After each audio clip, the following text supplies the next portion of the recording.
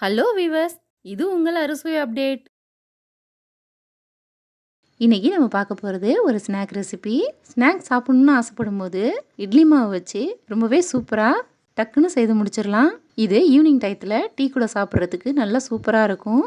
நல்லா மொறுமொறுன்னு ரொம்ப ரொம்ப டேஸ்ட்டாக இருக்கும். இது செய்யும் போதே காலியாகிடும். அந்த அளவுக்கு நல்லா மொறுமொறுன்னு ரொம்ப டேஸ்ட்டாக இருக்கும். வாங்க இது எப்படி பண்ணுறதுன்னு பார்க்கலாம்.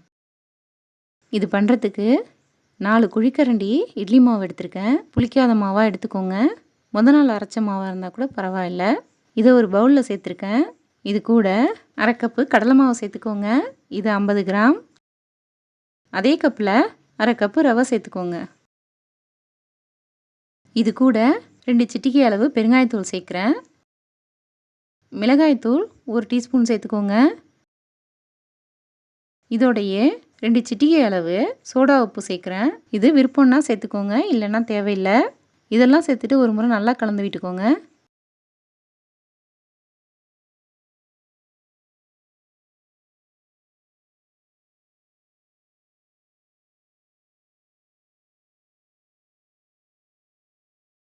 இது ரொம்ப கெட்டியாக இருக்கிற மாதிரி இருந்தால் கொஞ்சமாக தண்ணி சேர்த்துட்டு கலந்து விட்டுக்கோங்க.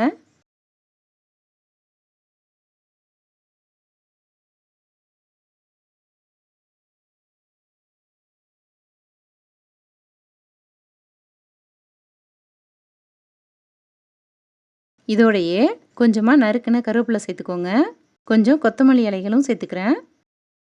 சேர்த்துட்டு 2 பெரிய வெங்காயத்தை நல்லா பொடியாக கட் பண்ணிவிட்டு சேர்த்துக்கோங்க. வெங்காயம் நிறையா சேர்க்கும்போது ரொம்ப டேஸ்ட்டாக இருக்கும். அதுவும் இல்லாமல் போண்டா அதிகமாக கிடைக்கும். வெங்காயம் சேர்த்துட்டு நல்லா கலந்து விட்டுக்கோங்க.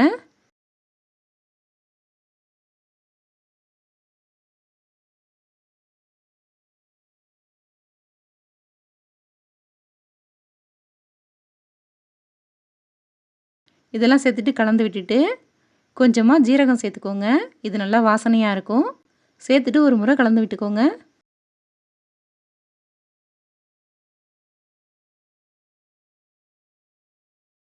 இப்போது இதை மூடி வச்சிடலாம். ஒரு 10 நிமிஷம் அப்படியே இருக்கட்டும், ரவை நல்லா ஊறி வரதுக்காக. இப்போது 10 நிமிஷம் ஆயிடுச்சு. இதை செய்ய ஆரம்பிச்சிடலாம். இதை பொரிக்கிறதுக்கு தேவையான அளவு எண்ணெய் ஊற்றிட்டு நல்லா சூடு பண்ணிக்கோங்க. திரும்பவும் மாவு ஒரு முறை நல்லா கலந்து விட்டுட்டு இதுலேருந்து கொஞ்சம் கொஞ்சமாக எண்ணெயில் எடுத்து போட்டுக்கலாம். நம்ம இதில் ரவை சேர்த்துருக்கிறதுனால நல்ல மொறுமொறுன்னு இருக்கும். கடாய்க்கு தகுந்தது போல் 4-5ன்னு சேர்த்துட்டு 1 நிமிஷம் வேக விட்டு அதுக்கப்புறம் கலந்து விட்டுக்கலாம்.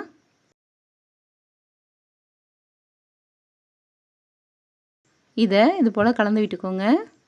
ஸ்டவ்வை மீடியம் ஃப்ளேம்லேயே வச்சுக்கோங்க. அப்போ தான் உள்ளியும் வெந்து நல்லா மேலேயும் முறுமுறுப்பாக ஆகும். ஒரு பக்கம் நல்லா வெந்ததும் இது எல்லாத்தையுமே திருப்பி விட்டுக்கலாம். நல்லா பொன்னிறமாகிற வரைக்கும் இது போல் கலந்து விட்டுக்கோங்க.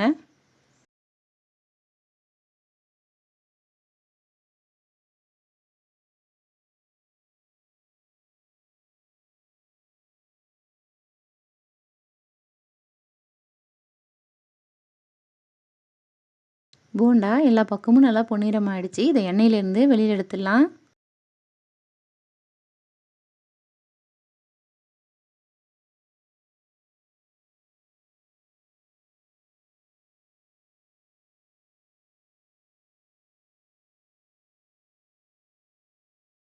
மீதி இருக்கிற மாவுலையும் இது போலவே போண்டா சுட்டுக்கலாம்.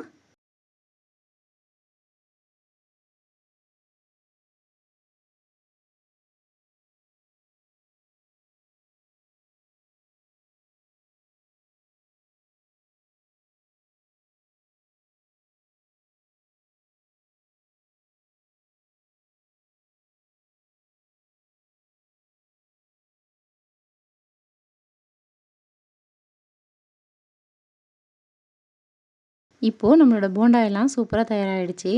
இது சாப்பிட்றதுக்கு ரொம்ப ரொம்ப டேஸ்ட்டாக ரொம்பவே சூப்பராக இருக்குது. இட்லி மாவில் பண்ணது போலவே இருக்காது. நம்ம உளுந்து மாவில் செய்கிற போண்டா போலவே ரொம்பவே சூப்பராக இருக்கும். இது ஈவினிங் டயத்தில் டீ கூட செய்து கொடுக்கும்போது எல்லோரும் என்ஜாய் பண்ணி சாப்பிடுவாங்க.